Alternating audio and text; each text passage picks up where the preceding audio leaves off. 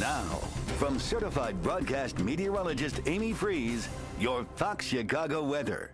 Good evening, everybody. Right now, looking at a live picture with the Doppler here in the background, we can see that there isn't any weather worry around. In fact, it's the first night of meteorological spring. And so, yeah, cheers in the background because the word spring sounds pretty good around here about now. We have had a really sort of chilly, unseasonably cool stretch of weather, but it looks like it's about to change. Current readings 29 with 82% humidity, a north wind very light at 3 miles an hour. Some pictures tonight, Fox Chicago out on the streets and taking a look at how beautiful the city is. All the snow starting to melt looks really nice. You can kind of see the water tower there in the background.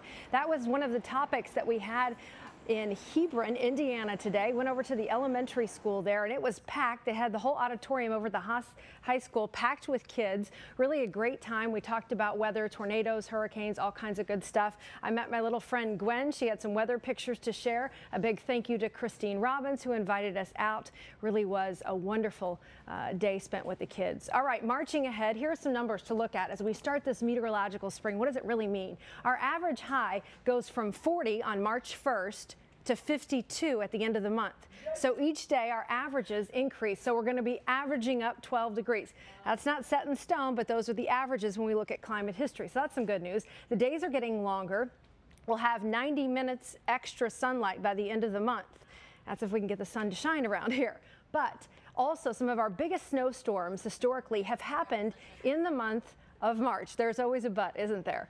Here's a look. The top 5, there are 2 storms that happened in March that are in our all-time biggest storms ever in Chicago. And number 9 also happened in March. Notice there are no Februaries up there, even in the top 10 at all. So March can still be a very snowy month for us.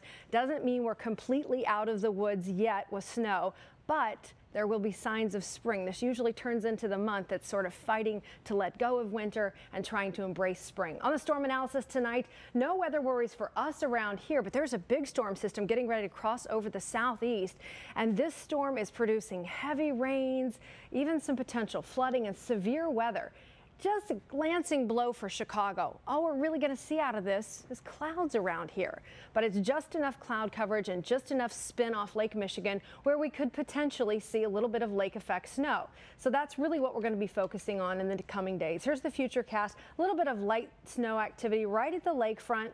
Nothing more than a flurry or a sprinkle. At best, we could get some slick spots in and around Cook County, southern Cook County. Notice how it sort of wavers over the lakefront right through the evening tomorrow. Maybe a dusting or a trace, but no major weather changes with that system to the south of us. Instead, tomorrow will still be sort of cloudy around here, and the pattern doesn't really shift until the end of the week. All right, we've already seen the March snowstorm, so here's the change for us. This cold air that's been in place starts to retreat back up to the north, and we start to see some more mild air in here. We're talking temperatures near 40.